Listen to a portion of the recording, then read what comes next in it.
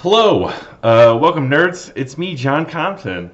I'm up here at Lowell Observatory in Flagstaff, Arizona, home of me. So, you know, I'm here to tell you hopefully some spooky stories for spoopy season and find some fun objects. Right now, it looks like we're trying to get Saturn. It seems a little bit warbly, but I don't know. You can still see the rings. She's beautiful. Let me get that done. Um, when they first kind of got the first sort of like telescope viewings of Saturn that were anything more than just a dot, the note was it has ears, which is kind of fun. But yeah, it's a little bit. Seeing's not the best, so I don't know if you don't know. Seeing is like the amount of disturbance in the atmosphere, causing it to sort of warble and wiggle around. But you can still see the rings, and if we get a small break, we may be able to see some, I don't know, a little bit of definition on it or something like that. But yeah, so I'm getting messages from all of y'all by way of our moderator or whomsoever. So, hit me up, ask questions. I like the questions. Mostly I like the mythology and the lore of these sorts of things and how they tie into some of the science.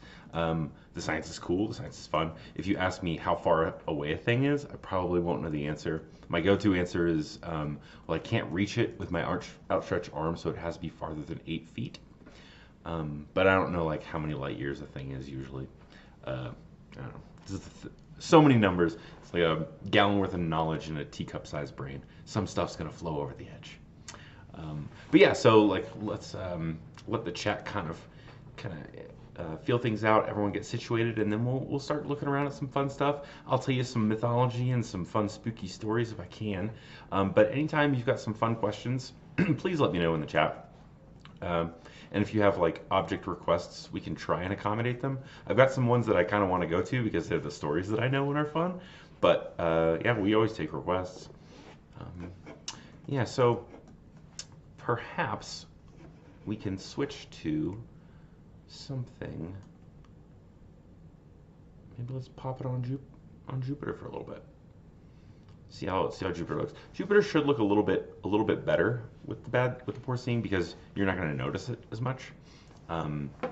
You'll be able to see the bands pretty easily, and it just kind of looks like it'll jump around. Yeah, there we go.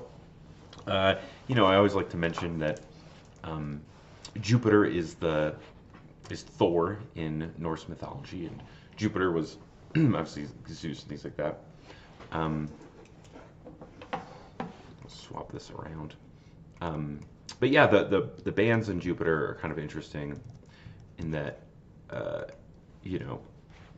Thor was the god of farming, right? Farming and agriculture. He was like a 9-foot tall ginger giant with like huge meaty hands. Oh yeah, we'll definitely take a peek at Andromeda Galaxy, Corey, for sure.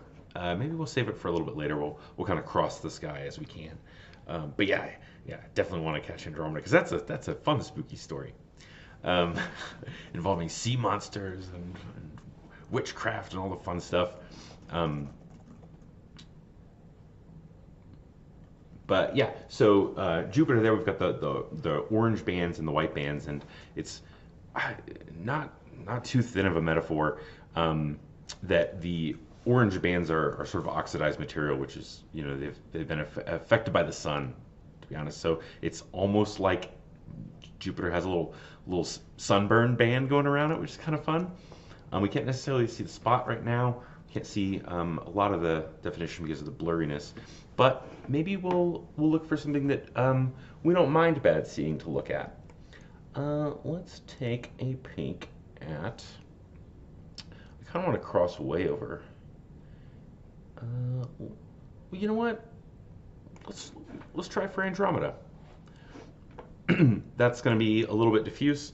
We'll see what happens. It's probably going to take a little bit of an exposure, so that would be good for us because then maybe we can get some of the weird wiggliness out. But yeah, so we're going from Jupiter here up to Andromeda, and you can see the Andromeda Galaxy is right around here-ish, boop boop, in the little view. Yeah, Andromeda was sort of the bound princess, or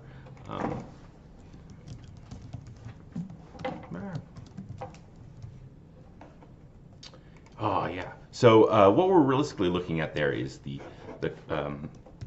core of the Andromeda Galaxy. The Andromeda Galaxy is huge. It's really, really big. And so we're making out a dust lane, and we're making out the core of Andromeda Galaxy. Very, very pretty. I like to think of it as the sort of shaking fist of Andromeda, right? Because in the view here, this square is Pegasus, right?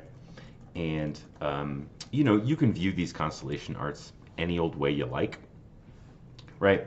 Some people will draw them some way, some people will draw them the other way. I'm sure there's like official ways, but do whatever I want. I like to view these as the wings of the horse of Pegasus. And this is like the head, and it's like turning back to be like, what's going on, you know? And then these are like its little feet. And then I like to imagine that Andromeda herself is grabbing hold of one of the feet, and that's kind of her head, and she's got her legs and her dress kind of coming down like this. And then this would be her fist that she's shaking. She's shaking her fist at Cassiopeia over here, which is the evil queen in the story. And this Andromeda Galaxy would be said shaking fist. Speaking of fists shaking and things going terrible, cataclysmic events, or maybe not so much. The Andromeda Galaxy is the one heading right for us at breakneck speed, and eventually we'll combine, and it'll be super cool. In an event of galactic cannibalism. There have been many names proposed for it. I don't know. But yeah, so like slowly over time, it's gonna. Yeah, we got a little satellite going, shooting through in the view. It's pretty cool. Oh, and for spooky season, I'm drinking my unnamed monstrous drink. Yeah, so Andromeda Galaxy, beautiful. There's more stars in this view than we can see in our entire night sky. And that's because we can see most of Andromeda Galaxy, and we can't see very much of ours. The part of the Milky Way that we say is the core of the Milky Way is realistically being blocked out by our own view of the Milky Way, right? So it's like because we're looking at ourselves edge on, because we're standing on it, right? We can't see the other side of our own galaxy. But because this is sort of coming at us like this, we can see a ton of it, trillions of stars. More stars in that little view than you can see in our entire night sky. It's kind of fun to think about. I wonder what they see when they look up at us. You know, when you talk about like 3 trillion stars, there's got to be some habitable zones out there. Not to get too far afield, but there's probably some fun spooky Lovecraftian tentacle monsters hanging out there. Some deep ones on some Europa-like realm. Who knows? Am I pushing too hard to make this spooky? Probably. Yeah. So there's Andromeda. We're seeing some beautiful dust lanes, some beautiful swirling going on, and then that bright, gorgeous core, which I love. Yeah. So Andromeda was the princess sent to be offered up as sacrifice for someone offending Poseidon, and then the sea monster Cetus, who's kind of down here in the view, boop boop boop, was sent to go destroy her, and then Perseus, this guy right here, the Centurion, went and sort of saved her with Pegasus, which is a weird, spooky story in and of itself. Actually, do you mind just taking a quick view at Algol? I know it's just going to look like a star, but I want to talk about it. Algol is one of my favorite things. And if you're a fan of the DC Comics, you might recognize the old name for this star as Ra's al Ghul, the head of the demon. And in the view, it would be boop boop boop. One of these guys. I believe it's this one. Yeah. Anyway, Algol is an eclipsing binary. So periodically it will disappear from view, and that time is coming up for us, my friends. On October 30th at about 6:30 p.m. our time, we're gonna get an eclipse. It should be high enough on the horizon to see, and it should be dark enough to see. Check it out. It's a fun October 30th, that's Sunday, spooky Halloween event. It's a watch the star disappear. You can amaze your friends, scare your kids, trick your enemies in seeing this star disappearing. It's basically there's a bright one of them is bright and one of them is very, very dim. When the very, very dim one crosses in front, it just looks like the star goes away for a couple hours.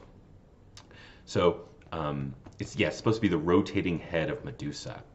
And it'll turn you to stone when it's looking at you, and you can't even see that it's there because you've been turned to spooky stone. The whole story of Medusa and Pegasus is really, really weird. Pegasus is what came out of Medusa when Medusa died, because Medusa was a priestess for goddess Athena, I believe, and she was cursed to look like the snake-haired demon lady, the Gorgon Medusa, and but like all of her goodness sort of like got compressed together. She kind of had a fling with Poseidon, and when her blood after the Gorgon's head was, do I have to keep this PG? After the blood mixed with the water, all right, and so then Poseidon's like sort of could help her, and what sprang forth was a winged horse. So the kid that was sent to kill Medusa, it creates this winged horse, and then he rides it around forever, which seems kind of weird. That it's like, beheaded. Anyway, I'm gonna ride you around, and you're gonna be my like flying mount now. But that's the way it goes. Anyway, this is Algol. Check it out. I really like it. And yeah, I'm excited to see an eclipse of it on the 30th. Would we see much if we were to look at Neptune?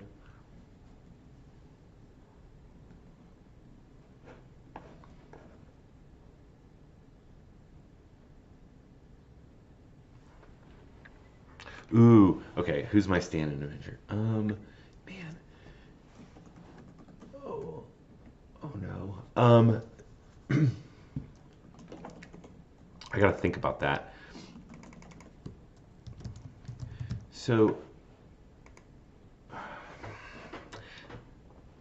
generally, I'm a DC guy. Oh, hey, we got Neptune. Neptune, obviously, very, very blue, god of the ocean, equivalent to Poseidon. I would say if I had to be an Avenger, I would be Tony Stark, and then I would quit being an Avenger and just be rich. Anyway, Neptune, looking beautiful. I think we got a little view of Triton kind of popping in and out as a dim pixel. I'm digging it. Yeah, we are. Triton, obviously, the pentadent, or I guess trident of Poseidon. Yeah, so Neptune, Poseidon, very, very vengeful and very, very weird, as most of the Greek and Roman gods were. A lot of them were dating all over, very high school, just like, oh, this person's dating this person, now they're dating this person, now they're dating this person. But like realistically, they were a class of 12. There was like 12 gods available at the time. So like, I don't know, they had to kind of break up and make up and break up and make up all over the place. Because they had killed all of the Titans. Well, most of them, or captured them, or put them away somewhere, or done all kinds of weird things to the Titans. I guess, when we're looking at Saturn's in Pan, which is really fun. If you want to hear some fun stories. Yeah. I don't know, what's your stand?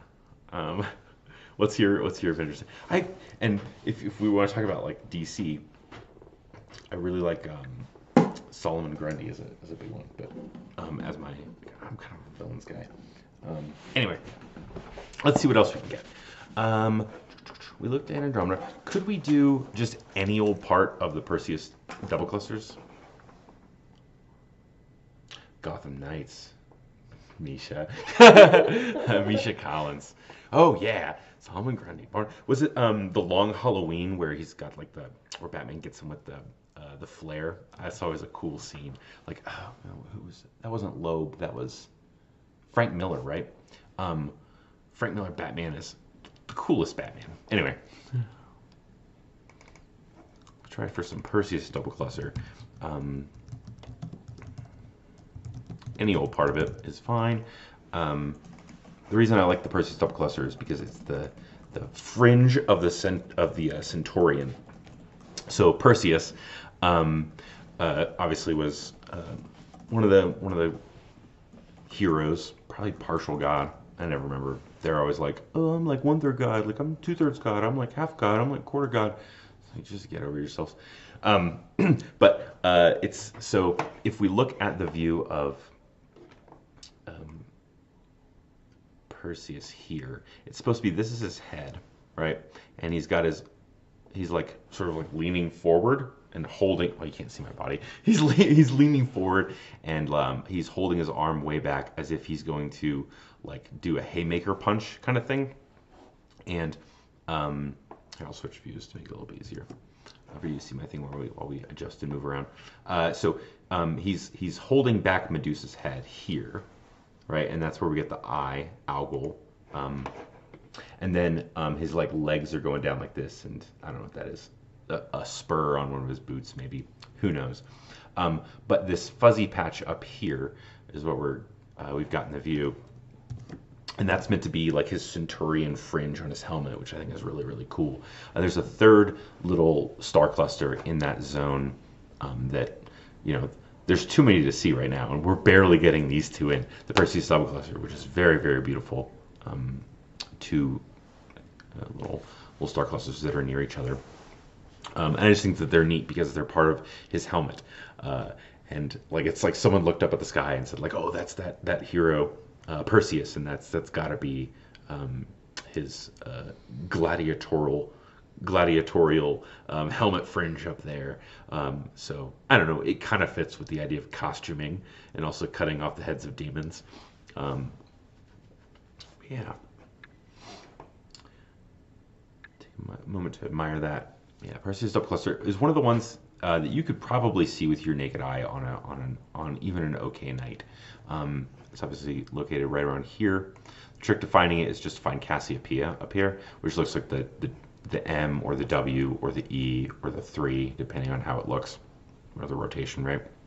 And kind of follow it down towards Perseus as if it's Perseus just finishing up punishing the queen by dunking her in water over and over and over. And now it's like his head there, or it could be water droplets coming off. It's whatever you want it to be. But in a lot of views, actually, I might even be able to bring up some constellation art. In a lot of views, it is his little fringe mohawk thing, which I think is cool. What else do we want to look at? Let's take a peek up at. Let's do some stuff over in Cygnus. Do we want to try for just Albirio to start with? Something easy. I like the story of it. It's fun. So we're going to go and transition, and we're going to move over to this view. Boop, boop, boop. I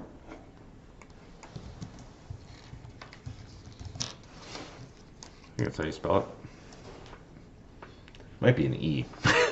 Is it Alberio?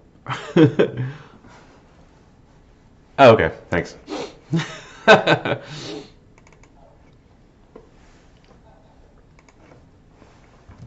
Yeah.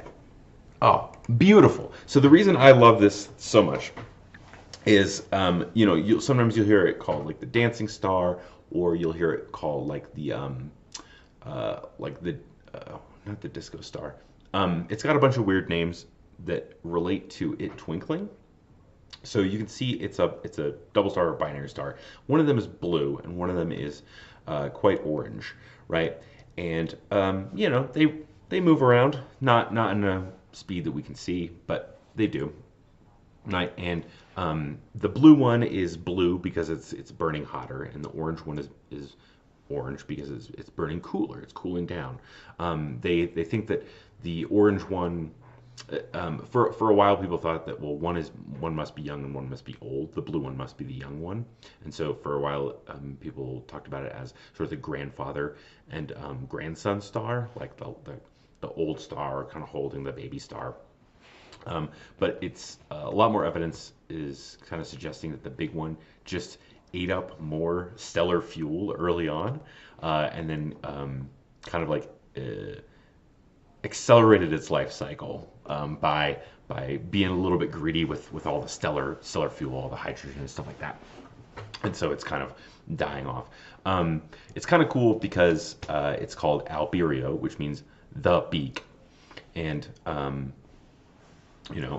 it's the beak of Cygnus the Swan. So in my little tiny view, maybe you can see that it's here, it's the beak, and it kind of extends. This is the graceful neck of the swan, and then its little tail feathers is deneb, which means the tail, or just means tail. Similarly, like, I don't know, there's a bunch of other star cluster or constellations that have the name deneb in them as well. But it's got these long, graceful, flowing wings, and it's sort of the orange beak of the swan with like the little blue water droplet. And you can't see that with your naked eye. I don't think anyone can look up and see the two stars. So how did it kind of get that connection? Well, when stars twinkle, right? The reason that they twinkle is because there's a little bit of atmosphere disturbing, and you might have heard the saying that like stars twinkle but planets don't, right? And that's sort of true. It depends how much atmosphere is in the way. But what's realistically happening is that stars are coming in as a single pinpoint of light to us for the most part, right? You can think of it as like a pixel on a screen. So a star is one pixel. Versus a planet, even far away planets, are a lot of pixels, right? And so if one pixel is blinking in and out from disturbance, on a planet, you're not going to notice. But on a star, it's going to go boop, boop, boop, boop, boop, right? It's going to mess with the view. Well, so with this one in particular, because they're so close together that your naked eye really can't resolve them, when one twinkles, but the other one isn't quite twinkling, it'll look like it shifts from orange to blue for a second, or blue to orange for a second, right? So sometimes they'll say like it's like the fireworks star or something like that, because it'll look like, whoa, it's going from orange to blue for a split second, and it's not a trick of the eye. It's part of it's going out, part of it's not, and it's fun to see. But yeah, it's the beak of the swan with a little water droplet coming off of it. Similarly, so do you mind if we check out Veil just for like a little bit? It might be a long exposure, but it's beautiful, and I do want to see. It'd be really fun to see. So Veil Nebula is also in Cygnus. Cygnus the Swan. So the common version of Cygnus that you might have heard is that Cygnus the Swan is either Zeus dressed as a swan to seduce someone, because that's all Zeus has in his. That's like how he flirts, is to transform into something that people think is cool. He's also like transforms people into animals a lot because he just doesn't get people. But you might have also heard Cygnus being involved in the sort of Phaethon, which is kind of the son of Apollo that kind of fell in a river after getting zapped by lightning because he didn't understand how to. He basically stole a chariot and didn't know how to control it, and it was the chariot that happened to be pulling the sun, and so it kind of messed some stuff up. It's also associated with Orpheus. Cygnus the Swan is supposed to be parts of Orpheus floating down the river after he was dismembered because he didn't want to date anyone. So they killed him, which is kind of weird. But anyway, this is Veil Nebula. It is in Cygnus the Swan. It's part of a huge other part of a supernova remnant. and there's some of it we can see, some of it's in X-ray, some of it's in radio, and all kinds of things. But we're seeing a lot of really, really beautiful colors. We're seeing reds of hydrogen. We're seeing results of oxygen and things like that. But this is the remnants of a supernova, and a big one. This one was maybe, I don't know, tens of thousands of years ago. Oops, thanks. Boop-a-doop. Stage manager's getting mad at me, or the production director. It's like, switch view. Okay. Yeah. So Veil Nebula. It's very wispy, and it is massive. You can trace it all over the place. It used to be when I would operate the portable telescopes outside. I would try and find any little bit of it and try and follow the sinews of it like a little maze, because it's fun. But yeah, so this is a very, very large star. Basically went supernova, which means it exploded. And because I'm a nerd for words and like the meaning of words and things, nova just means new, right? So like they'd be like, oh look, nova star, stellar nova, right? And they'd be like new star, and it became the term for when a star, realistically, it was like an explosion or something in the sky. But a supernova is like, whoa, that's way bigger than a star. That's a supernova star, right? And a more recent one was Crab Nebula, was a supernova. It was very, very big and very, very bright. But this is kind of what happens. This is expanding very, very fast. The parts are expanding at millions of miles an hour across, right? It's so far away we're not going to see any motion. You could probably pretend you are, or if we like jiggle the view. But this is kind of what happens when a very, very big star dies, and it blows this stuff out there, and it's basically ionized gases. So they're illuminated. We can see them because we can get Crab Nebula. Really? Cool, let's get Crab Nebula. Crab Nebula is also a fun one.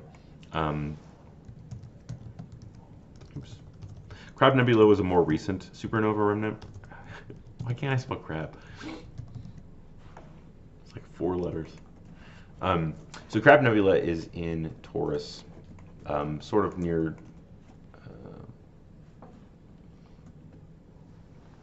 Taurus, and oh, it's actually pretty close to Mars right now. That's kind of fun. Yeah, Crab Nebula was. So we're not going to be able to see. Sorry, we're not going to be able to see Orion's Belt, and we probably won't be able to see the North Star either. The North Star is just behind our telescopes, our whole telescope bay. And I think Orion's just way too low. Like, this is almost as low as we're going to be able to get. We might be able to get a smidge lower, but Orion's Belt is like really on the horizon. And, you know, we've got trees and things like that. So, but Crab Nebula is nothing to snub your nose at. This one is really cool because it's from about 1,000 years ago, this thing went. And you can definitely see a lot of the colors in the sort of ionized gas cloud, the ionized debris cloud. Lots of reds from the hydrogen and things like that, kind of spreading out. It's much less spread out than Veil, which is why we can see it a little bit easier. This would have been visible in the daytime. It would have been about the size of the full moon and probably as bright. This thing would have been huge when it first went. So people would definitely have called it a supernova star, you know, a super new star, and probably lost their minds at the same time. You know, about 1,000 years ago, imagine there's a star that everyone knows about, and you look up at it, and it's like, yeah, that's in the constellation. Love it. It's my favorite thing ever. And then the next day, it's replaced by a giant glowing debris cloud. You'd probably be pretty scared, or think something crazy was going on. Yeah, the Crab Nebula. If you can kind of like hold on long enough and you get a long enough exposure shot, it does end up looking a lot like a little bit like a fiddler crab's like shell kind of, which is better than Cancer the Crab, which looks like a smush. I guess this is kind of a smush too. Can we see any spiral galaxies? I don't think so, not tonight. If you look real hard at the Milky Way, Um, let's see. Where's Pegasus? So we had kind of like gone past Pegasus a little bit. Pegasus is kind of where Andromeda Galaxy was. Hmm?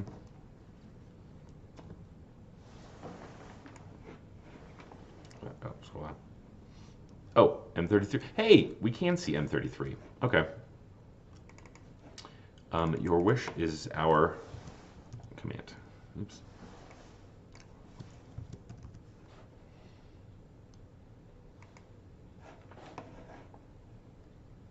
So yeah, while we push through that, yes, the story of Cygnus X-1 with Orpheus is that Orpheus was the guy like the Orpheum theaters. He was the first bard. He sort of went to the underworld to pull his wife out, and at the end, Pluto snatched him back. Yeah, so M33 viewing now, beautiful spiral galaxy. You can definitely see some of the spirals in it, and not too many dusty bits, but it's probably as good as we're gonna get for now. And it is very, very pretty. I don't even know where M33 is, to be honest. What is M33 common?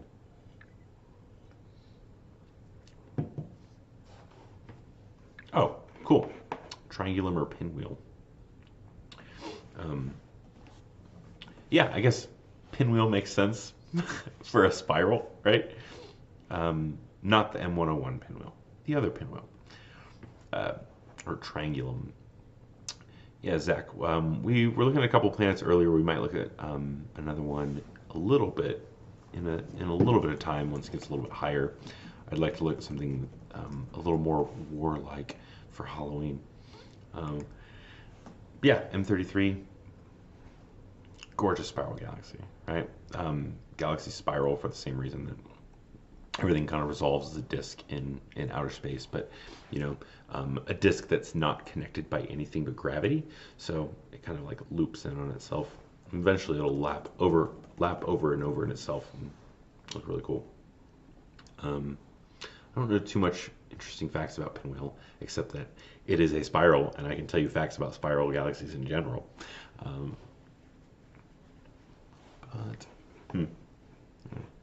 Let's see what else we can take a peek at. I don't know how far we are. Do we want to dip down to Mars and get some people some more planety things? Yeah.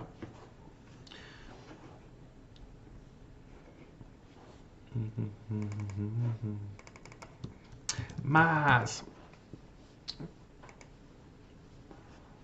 Hey, look, it's Mars. It's very martial. It's where we get that word, God of War, blood red.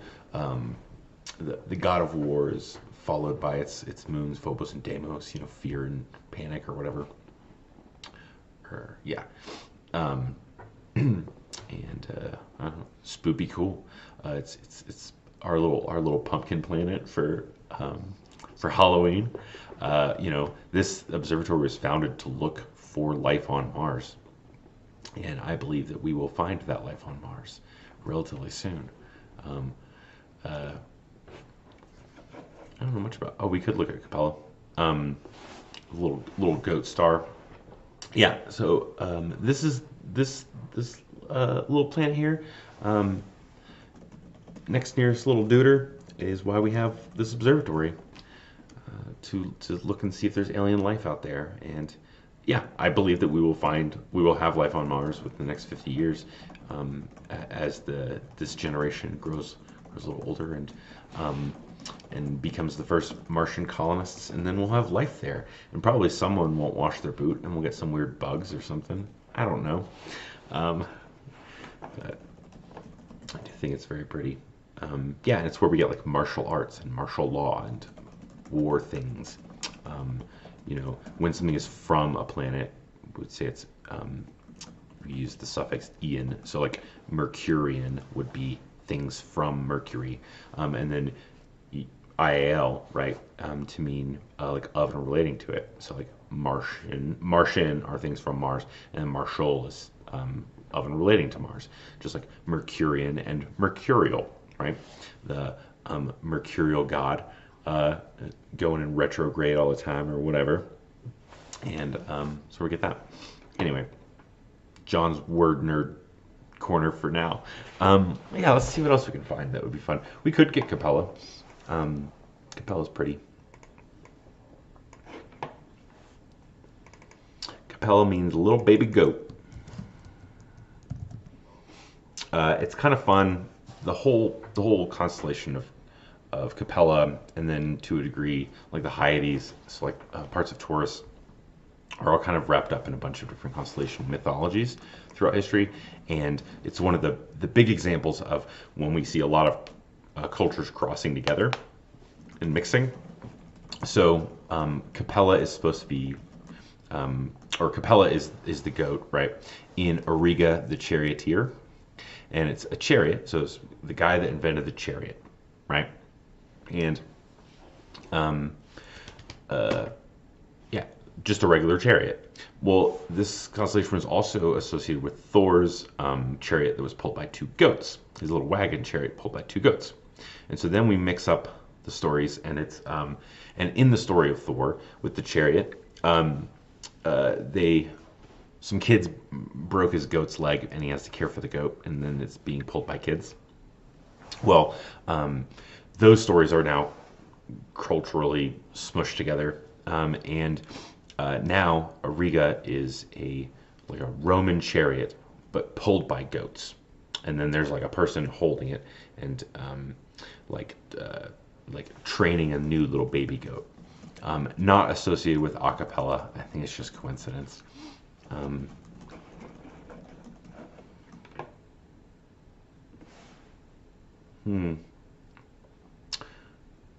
Let's see, Jonathan. I'm not sure. If we can grab it, we can try. But I'm not too versed in which ones we can view on any given night, except for the ones that are like very high up. Although Cygnus, I'm not sure what we'd be able to see in it. Oh, we're going to try and work on grabbing coordinates for it so we can grab it. But yeah, let's ramble about some other stuff. Just give us a minute while we look at Capella. What else would be fun? Let's look at that one. Could take a peek at some more stuff in. I'm just thinking about afterwards. We could take a peek at some more stuff in Pegasus because I love it. I love that weird winged horse in mythology, and the stories associated with it are always like really, really funny. Yeah, that's kind of what I was thinking was M15. At least while we look for the green deck. I'm gonna name it. I'll call it M15. Someone will get mad at me if I just make up something for it. I feel like it deserves a better name. And I propose the name Fountain Cluster, but it is, as of yet, not taken off. I believe it's somewhere off the tip of Enif.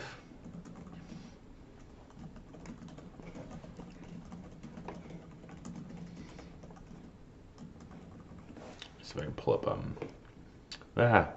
Don't look behind the curtain. It's I don't know. It's somewhere off the nose of Enif. I think it might be right around there. Not quite sure.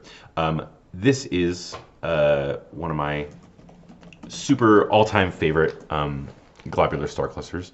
Oh, hey, thanks for subscribing. Let's see. Yeah, well, these are all bright stars, Zach. Look. Here's so many bright stars for you.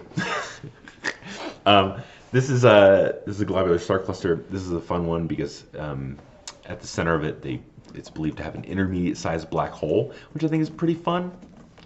I'm nice to everyone. I am a sweet boy.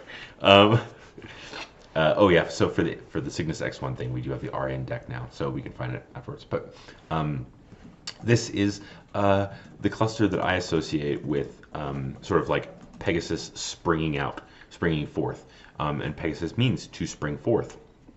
Not to go back all the way around to Pegasus, but I don't know, I like it. And it's a fun Halloween story. And this is the Uh, Zach, you are the brightest star in our sky. um, so, yeah, there's, you know, you get a lot of bang for your buck with this one. Tens of thousands of stars, and they're all, you know, very, very beautiful. But it's a little globular star cluster, so globular star clusters just mean they're sort of lumped together and they're not going anywhere, like an open cluster like the Hyades or what do we call it, like the Big Dipper. Like all those stars were together at one point, now they're kind of spreading out over time. These ones are probably sticking around. And they kind of do, they kind of move around as one unit around the Milky Way, which is always fun. And this one's got a little baby black hole at the center of it. You could, you know, globular star clusters, there's a lot of ways that they form. But one of them is that they're sort of the leftover core of a galaxy that was cannibalized by the Milky Way long ago. And this is the last little spirit of the galaxy with a little black hole at its heart circling around. So I think it's kind of fun. Anyway, we could do M35. Unless you want to try for the Cygnus X-1 thing. Or we could save it for near the end.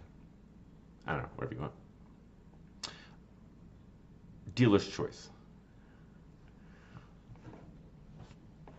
I'm gonna pick some fun stuff. Let me chat with the chat for a sec. Hey Albert, so we looked at Neptune, Saturn, Jupiter, and Mars a little bit earlier. They're pretty fun. Yeah, we're gonna go to X1.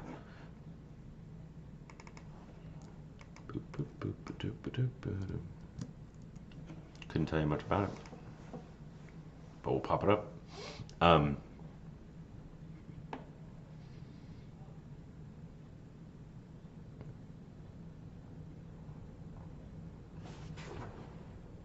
Yeah, while we move that around, yeah. So again, Cygnus, one of my favorite constellations because it's associated with Orpheus. So what happens, everyone knows the story of Orpheus going to the underworld to get his wife back, and it doesn't go as planned, right? Because she basically gets taken back down there, right?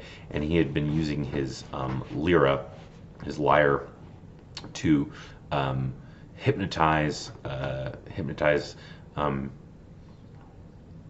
Oh yeah, so Sarah, who's operating the telescope, points out that there is a black hole in this view, but we can't see it. But it's there, which is kind of cool. I don't know. I don't have the Orion deck. What?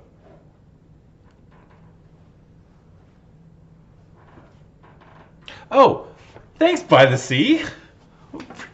Appreciate you. Snaps in chat. Yeah. So if we had X-ray, we'd be able to see something interesting, something cool. But we can know it's there, and that's fun. What is my favorite? Zach's asking what my favorite sky object is. I'm a real basic guy, to be honest. I really like I like Ring Nebula. Right? It's a dead star that's showing off some cool stuff. It's showing, I like it because the life cycle of a star is really, really cool to me. And I like the idea of sort of like elemental or atomic inheritance between stars. I honestly, yeah. Cody's making fun of me. Yes, pumpkin spice lattes, Ring Nebula. This is what I like. We've still got like 15 minutes or so like that. We should do Ring Nebula at some point. You know what? Can we pop over a ring? Sorry guys, I know it's basic, but I like it. I like it because I enjoy the idea of sort of when a star dies, it seeds the next generation of stars with elements and things like that. Yeah, we could probably get Orion next month. It's just like it's barely 2 right now. It's barely 2 low right now. But next month we'll have that one up, and we'll talk all about this guy back there. It's my background image. Yeah, there's some ring. Ooh-wee. It's a beautiful thing. Ring Nebula is also in the constellation of Lyra, which I'm hunting for in this little side view now. Is it just so high up that I can't see it? Oh, there it is. All right. Ring Nebula is in the part of the Lyra that you'd expect a sound to emanate, right? A little ringing. It's not a bell, right? It's a string instrument, but you know, the vibration of the strings sort of sending out like, I like to imagine like in Scott Pilgrim, you know, when he's like playing the guitar and the guitar off, and it kind of sends out concentric circles in a cone. I like to imagine that. But yeah, this is like my favorite thing. It's what happens. It's showing all the parts of when a star dies, right? From the little, is that a white dwarf at the center? Or is that a star in the background on this one? Either way, there's like a little white dwarf at the center, and then there's the colors representing the different elements, and you can tell what elements they are based on their color, and it's sending out the shock wave incredibly fast, but it's incredibly large, and so we don't see that motion, but it's spreading out, and eventually it'll spread out far enough that those elements will get stuck in some hydrogen cloud somewhere, and then some other star will have inherited the last bits. That last little breath that this star gives is to create the heaviest elements it can, and then seed the next generation of stars with a little leg up, right? It's like the American dream is to have things a little bit better than our parents had it, right? And like this star is like giving that little gift to the next generation of stars. And I think it's really cool. And also, I like when the science kind of lines up in a weird way with the mythology. And oh, boop, boop,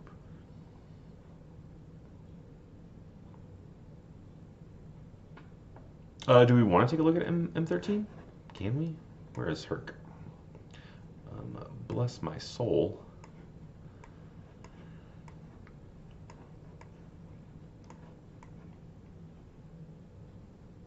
Ah, yeah. Herc is set. Sorry. old Hercules.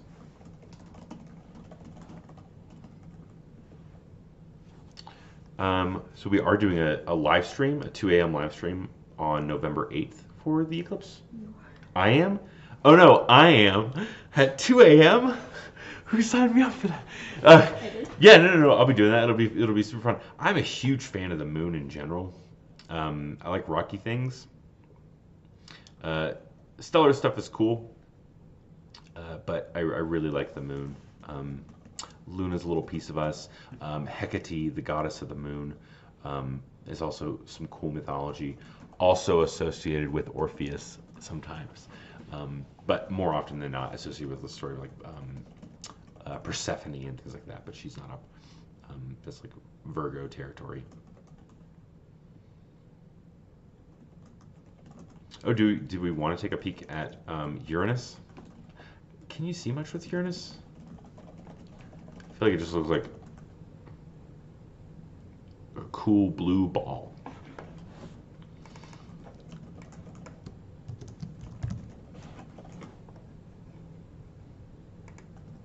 Whoa, it exploded. No, that's still running. Yeah, so Uranus, I believe, is the only, well, one of two planets in our solar system not named for Roman gods, because the equivalent would be Salus, right? And so, and Celestial was kind of already taken. Oh, moons! We got moons. That's fun. Yeah, I dig it. Okay, good call. Thanks for everyone that told me to look for Uranus. Yeah, Celestial. Yeah, so like the if you get in chat and tell me the other planet in our solar system not named for a Roman god besides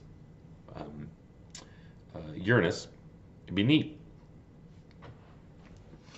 And if anyone here in chat knows the first name for Uranus before they changed it, also props in the chat. Cody's raising her hand. Yeah, no, we know. And if anyone, no? Oh. Yep, sorry. Who got it first? I'll tell you, the only other planet in our solar system would be Earth, right? And it's of Norse origin, which I think is fun. Named for a giant associated with dirt, and it was their name was Jord. And then weirdly, Yorth to George would be Uranus's original name. Oh no, I can't read all that. Astrodynamic got it first, apparently. George. Yeah, George was the first name for Uranus because it was discovered in England, and they said, let's name it after King George. And nowhere else in the world did they like that name. So, yeah, Astro got it right. Awesome. Snaps in the chat, snaps in the chat. Yeah, Uranus and Neptune are blue because of long chain, what do you call them? Like carbony type things, right? Methane, ammonia, stuff like that. Like hydrocarbons, right? I don't know chemical names, guys. Sorry. I just know that like they're blue for the same reason that like Windex is blue, or things with ammonia. But yeah, they're this sort of like the hybrid gas giants, which are just past the regular gas giants, but now they're all, they're still big, but they're much more condensed, right? Because they're cooler, they're a lot farther away from the sun, and they're not quite icy bodies. They're just sort of like more condensed because of the cold, and yeah, and so like you can get the formation of like these longer chain molecules and things like that. Jonathan Walker, you are welcome. That's 5 planets. Uh-oh, can we name them? Did you count Earth? Because that would be 6. Yeah, I'm a nerd. Whatever. Let's see. We've got a little bit of time left. What's something that we wanted to look at tonight but haven't gotten a chance to yet? I think I've gotten most of the ones that I was like really excited about. We could dumbbell looks like a little bit too low. Yeah. Don't point the telescope at Earth. It's all right. If we point the telescope at Earth, you'll see like a little bit of static followed by just the rest of the stream being black. Hey, apparently Star Stuff, our podcast here at Lowell Observatory, is in the top 20 for astronomy podcasts and number 3 astronomy podcast on Good Pods. Thanks, pals. I have not been on one of those in a while, but they're fun. Last week. The one last week was when it aired. I was on that one. Guys, I don't pay attention to things. Awesome. The conspiracy. Oh, that was a conspiracy one. That one was fun. I felt a little bit weird. I got schooled a couple times, which was good. I like to learn stuff. Yeah, love a good conspiracy. They tried to trip me up with different conspiracies, and I tried to correct them as best I can. But there were a couple where I believed in the conspiracy and I had no idea, and no one tells me nothing. But yeah, so check that one out. Yeah, I hope you like them. Always get at me in the Discord.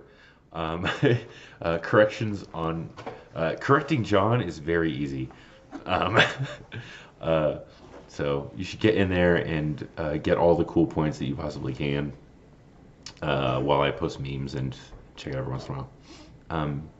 Yeah, let's end the night on something super fun.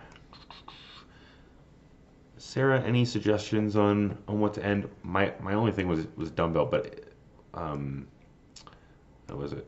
The fox looks a little low, to be honest. Oh, hey Curtis, sorry. Curtis on the scope now. Sculptor, cool.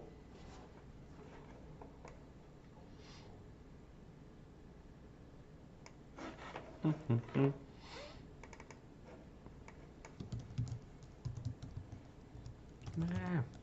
I could learn to spell.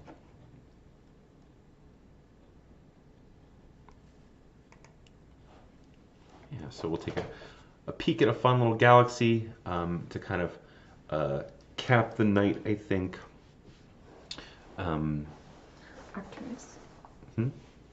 Arcturus.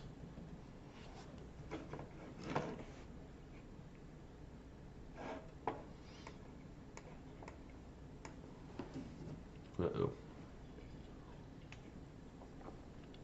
We're trying to look at Look at Sculptor. Astrodynamic is also suggesting Arcturus. Arcturus is a fun star. It's just a nice bright star, which we might take a peek at in a sec. But let's settle on a fun view, a little edge-on view of a beautiful galaxy, and contemplate our place in the world. Arcturus is a little bit low. Sorry. Yeah, it's kind of one of those ones where it follows with, sort of like arc to Arcturus, spike to Spica. So if we could get Spica, we'd be able to be talking about Persephone and Hades.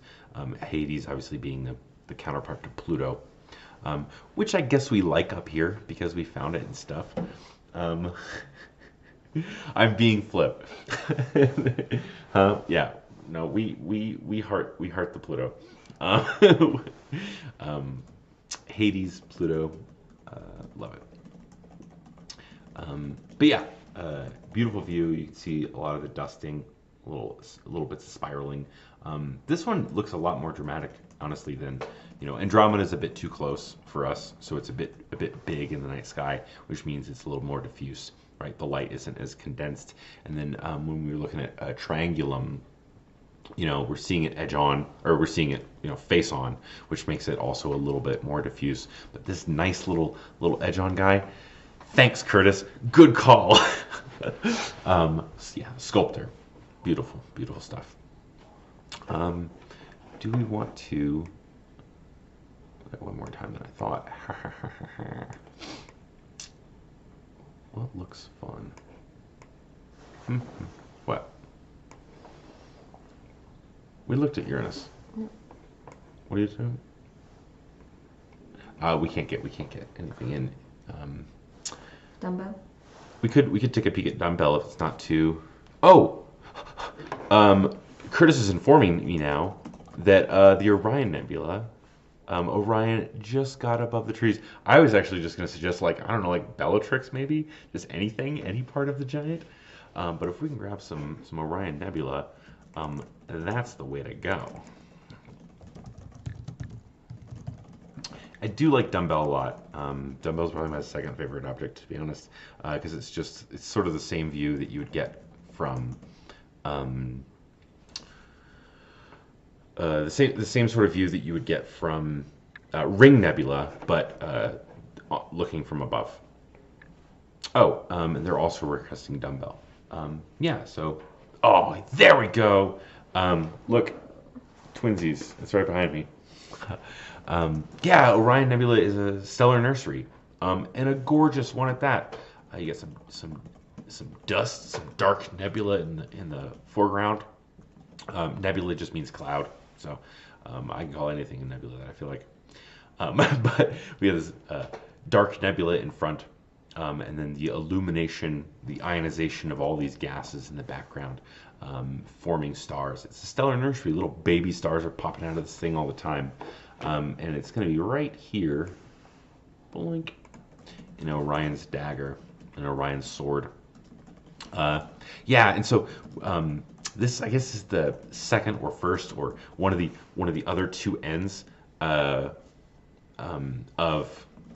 sort of the life cycle of a star, right? This is where stars are born, but this is also where that stellar inheritance goes to, right? If you get stars forming or stars dying off, right, either from a supernova or just a planetary nebula like Ring Bell or Dumbbell Nebula, those elements get stuck, they get caught, they hit this gas cloud, and they kind of get mixed around. And then when those new stars form, that's what they grab. They grab hold of those elements, and they make new stars. And when those new stars are formed, they have a couple elements that they probably shouldn't have just yet. They started out with a cheat code and got there early. And the star, when it forms, it doesn't want those elements in it. It spits them out to the edges.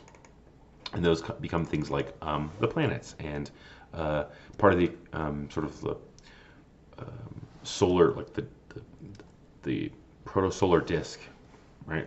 And then the protoplanetary disks and things like that.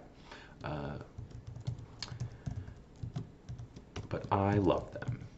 It's looking really, really pretty, but yeah, it's kind of Curtis is pointing out that we'll do a lot better next time. Yeah, let's end on dumbbell. So as Orion gets higher and higher and higher at this time of night, it'll look even chef's kiss. It'll look so beautiful. We're getting a little bit of sky glow out of Flagstaff. We are a dark sky city, but a lot of that sky glow is coming from things like headlights or from the cars on the streets. And we just can't really get around that, and it's a little bit hazy. But as it gets higher, we get less of that sort of horizon type effect, and we're going to see we'll be able to not see the clouds so much. What? We're not switching to Dumbo? Yeah, there we go. So this is what Ring Nebula would look like from the side, right? Or I mean, it is what Ring Nebula looks like from the side. It's the little rotten apple core of a star that done gone and exploded.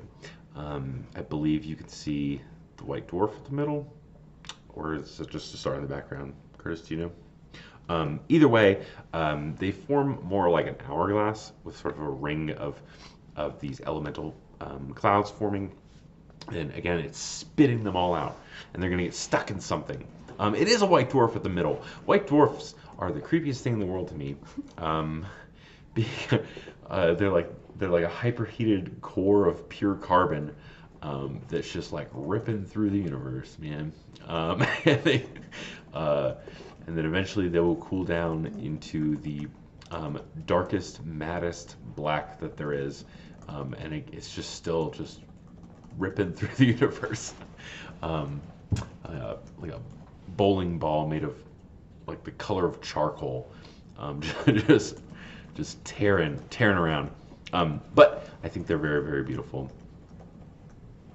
I think we're going to leave a still image of the dumbbell up as we kind of wrap up, so we can shut down the telescope. It's getting a little bit chilly out. I think it's probably close to freezing, if not below freezing, up here on the hill right now. And so the Malin cam's gonna take a little break, but we'll get a little last still up while we kind of look around. Hey, how long have I worked for them? I don't remember. 7 years. No, it can't be 7 years. Maybe like 5 years? That's what you said when we met. I don't know anymore. Yeah, 2016-ish, 4, 5, 6, something around there. I know I was hired in April of a year. But, I really, really like the constellations, specifically the mythologies. I really, really like the stars, and I like the rocky things. So, my background is in physics, but I come from a family of storytellers and seafaring folk, and so the constellations and the stars are kind of in my DNA somewhere. Oh, thanks. Thanks by the sea. Thanks Astro. It was fun seeing y'all hanging out. Appreciate all the requests and comments. It's nice when I know people have things that they want to see rather than just the stuff that I want to see, because what I want to see is just dumbbell, and then I would leave it on there the entire night and just tell you stories about like Egyptian gods or whatever. But prep some fun questions for me in the Discord, or save them up for next time. We'll probably be viewing more of Orion, and Orion is also the Egyptian god of the dead in mythology, the Orion Nebula was like this bag of glowing souls that he was carrying around to be weighed against hearts against a feather or whatever, which I always think is fun. Anyway, I appreciate y'all hanging out with me for this hour or so and doing all the fun things. Oh, Beetlejuice. Beetlejuice. Cut him off. Battle guys. No, we'll save it for next time. Yeah. Bye everybody. I appreciate you. Thanks for hanging out, you nerds.